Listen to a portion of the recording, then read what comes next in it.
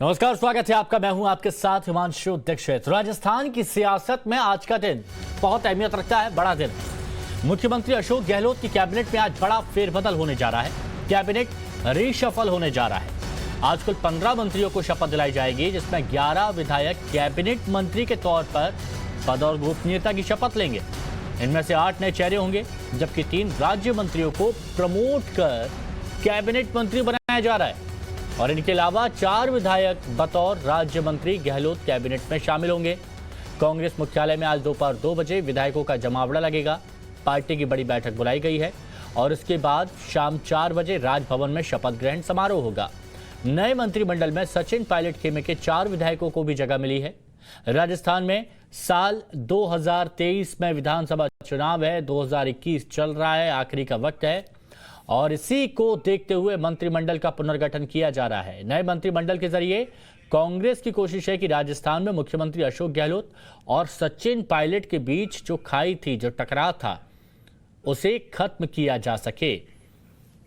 कुल 15 विधायक मंत्री पद की शपथ लेंगे। कल कह रहे थे अशोक गहलोत, जो मुख्यमंत्री हैं राजस्थान के, कि बहुत से लोगों की लॉटरी खुलने वाली है। सभी लोग इंतजार कर रहे थे कि भाई वो नाम सामने आए कि किनकी लॉटरी लगने वाली है। तो अब वो स्पष्ट होता नजर आ रहा है। सचिन पायलट खेमे के विधायक भी शामिल हुए हैं और ममता भूपेश, टीकाराम जूली, भजन लाल जाटव पहले से राज्य मंत्री हैं। उन्हें कैबिनेट मंत्री के तौर पर प्रमोट किया जा रहा है। ममता भूपेश, टीकाराम जूली और भजन लाल जाटव। और अब से कुछ ही देर पहले कांग्रेस नेता सचिन पायलट ने जयपुर में एक प्रेस कॉन्फ्रेंस की है, जिसमें उन्होंने बताया कि पार्टी ने एक मजबूत कदम उठाया है, जिससे राजस्थान में काफी अच्छा कदम कहा जाएगा। साथ ही उन्होंने सोनिया गांधी और सीएम गहलोत का भी धन्यवाद दिया। क्या कहा सचिन पायलट ने, सुन लेते हैं। मैं समझता हूं बहुत गहन चिंतन के बाद और बहुत चर्चा विमर्श करने के बाद पार्टी ने और नेतृत्व ने जो कदम उठाया है, उससे एक अच्छा संकेत पूरे प्रदेश में जा रहा है। जिस बात को लेकर कई समय से कई बार हम लोगों ने इस मुद्दे को भी उठाया था और मुझे खुशी है कि कांग्रेस पार्टी ने, सोनिया गांधी जी ने, आलाकमान ने और प्रदेश की सरकार ने इसका संज्ञान लेकर जो कुछ कमियां थीं उसको पूरा किया है और जिस दिशा में हम चल रहे थे उसको और गति देने का काम किया है। इस नई कैबिनेट में 4 दलित मंत्रियों को जगह दी गई है, जो मैं समझता हूँ अपने आप में बहुत बड़ा संकेत है कि अखिल भारतीय कांग्रेस कमेटी, प्रदेश की सरकार और हमारी पार्टी चाहते हैं कि जो दलित हैं, उपेक्षित हैं, पिछड़े हैं, गरीब हैं, उन लोगों का रिप्रेजेंटेशन हर जगह होना चाहिए। और क्योंकि हमारी सरकार के अंदर काफ़ी समय से कोई दलित का रिप्रेजेंटेशन नहीं था, अब उसकी न सिर्फ भरपाई की है, लेकिन अच्छी बड़ी संख्या में दलित समाज के लोगों को कैबिनेट रैंक देकर, दर्जा देकर मंत्रिपरिषद में शामिल किया गया है। इसी प्रकार हमारे जो आदिवासी भाई बहन हैं, उनका भी रिप्रेजेंटेशन बढ़ाया गया है। मैं समझता हूँ ये एक बहुत ज़रूरी और आवश्यक कदम था, जिसको कांग्रेस पार्टी ने और सरकार ने आगे ले जाने का काम किया है।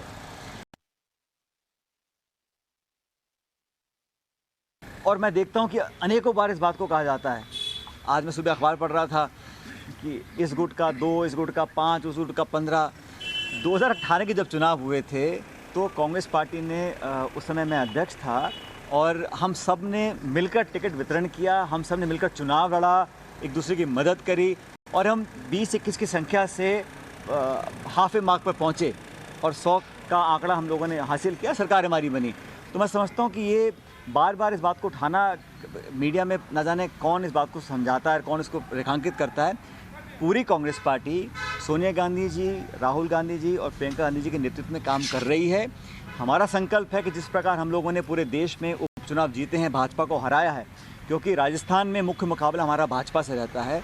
अभी उपचुनाव में भी बहुत बुरी तरह राजस्थान में बीजेपी हारी है, 3rd और 4th जगह पर वो आए हैं, हिमाचल में आ रहे हैं, कर्नाटक में आ रहे हैं। तो हमारा ध्येय यही है कि जिस प्रकार किसानों का समर्थन कांग्रेस पार्टी ने किया, प्रधानमंत्री जी को मजबूर होकर वो तीनों कानून वापस लेने पड़े, इसी प्रकार का प्रहार जो गरीबों के जेब पर कर रही है बीजेपी की सरकार, महंगाई को लेकर, पेट्रोल डीजल को लेकर, व्यवसायों को लेकर, सब लोग पीड़ित हैं। आज हम सबको मिलकर ऑल इंडिया लेवल पर और राजस्थान लेवल पर कांग्रेस के कार्यकर्ताओं को एकजुट होकर काम करना पड़ेगा और जो हम लोगों का आने वाले समय में जो वर्किंग है वो इसी प्रकार की होनी चाहिए कि हम सब मिलकर भाजपा के जो कुकर्म हैं वो जनता के सामने लेकर जाएं और ये गुट और गिनती और आंकड़े आप लोगों को मज़ा आता लिखने में, इसलिए आप लिखते हो, लेकिन हमारी पार्टी में इस प्रकार का कोई गुट या कोई सब गुट या कोई 3, 6, 8, 10 के आंकड़े बार बार आप लोग निकालते रहते।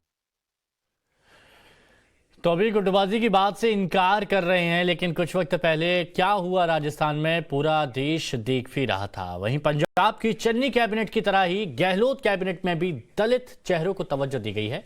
कैबिनेट मंत्री के तौर पर जिन्हें चुना गया है, इनमें सबसे पहला नाम ये देखिए, ये हैं हेमाराम चौधरी, गुड़ा मलानी से विधायक हैं। टीम गहलोत में नए कैबिनेट मंत्री होंगे। महेंद्रजीत मालवीय बागीडोरा से विधायक हैं और ये भी नए कैबिनेट मंत्री होंगे। और इसके साथ ही ये देखिए रामलाल जाट, उसके बाद नाम आता महेश जोशी का, जो हवा महल से विधायक हैं। टीम गहलोत के नए सदस्य विश्वेंद्र सिंह, ये विश्वेंद्र सिंह वही है जो गुटबाजी की वजह से अपने पिछले साल मंत्री पद की जो कुर्सी थी वो गंवानी पड़ी थी इन्हें। डी कुमेर से विधायक हैं।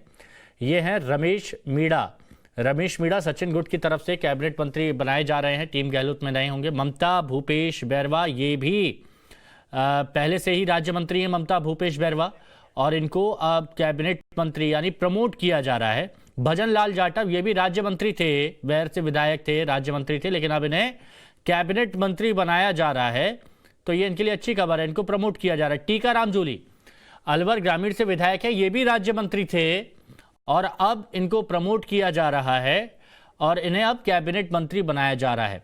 गोविंद राम मेघवाल खाजूवाला से विधायक हैं। टीम गहलोत में नए कैबिनेट मंत्री होंगे। शकुंतला बानसूर से ये विधायक, और इनको भी अब शामिल किया जा रहा है। अब ये देखिए, ये हैं जो राज्य मंत्री जिनको बनाया जाएगा।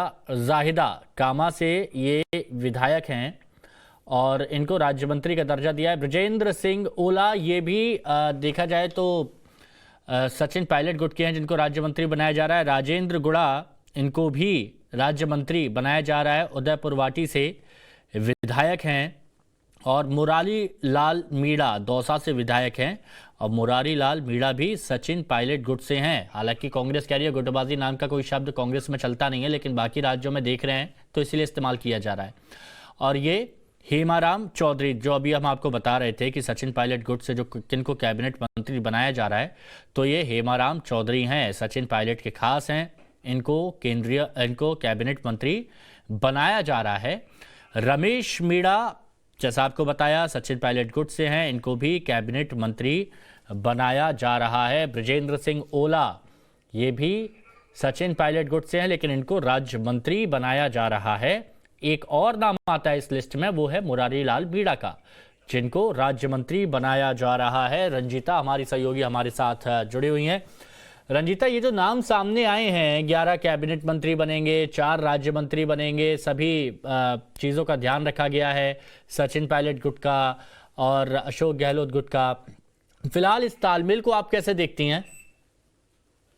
देखिए, निश्चित तौर पर एक राजस्थान के लिए एक चुनौतीपूर्ण खासकर तब जब सचिन पायलट लगातार कांग्रेस लीडरशिप से ये कहते रहे कि उनके जो करीबी हैं विधायक उनको एडजस्ट किया जाए, और लंबे जो बैठकें चली, चाहे वो राजस्थान में चली, अजय माकन कई बार राजस्थान दौरे पर गए, विधायकों से मुलाकात की 1 to 1, और यहाँ जब सोनिया गांधी के यहाँ मीटिंग सचिन पायलट और अशोक गहलोत की हुई तो तमाम बातों पर चर्चा करने के बाद ये फैसला लिया गया। आप जो नव निर्वाचित जो नए मंत्रियों की एक लिस्ट जो आई है सामने, पहले तो ये सूत्रों के हवाले से ये कही जा रही थी, लेकिन बाद में डोटासरा जो प्रदेश अध्यक्ष है, गोविंद डोटासरा के ट्विटर हैंडल से ये पूरी लिस्ट जो है वो ट्वीट कर दी गई। और अब जब सचिन पायलट ने ये प्रेस कॉन्फ्रेंस करके ये साफ किया है, जिसमें उन्होंने कई चीजें कही है।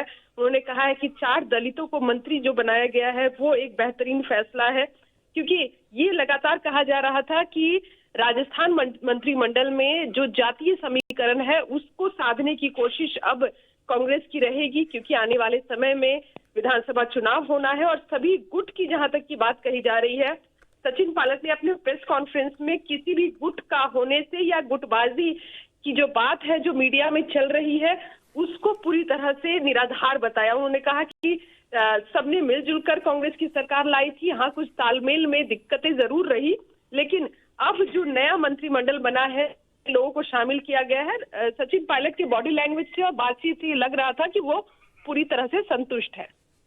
लेकिन ये गुटबाजी की बात जो की जा रही है कि कांग्रेस में कोई गुट नहीं होता, ये पता नहीं कहां से अखबार और न्यूज़पेपर में छप जाता है कि यहां पर गुटों की बात की जा रही है।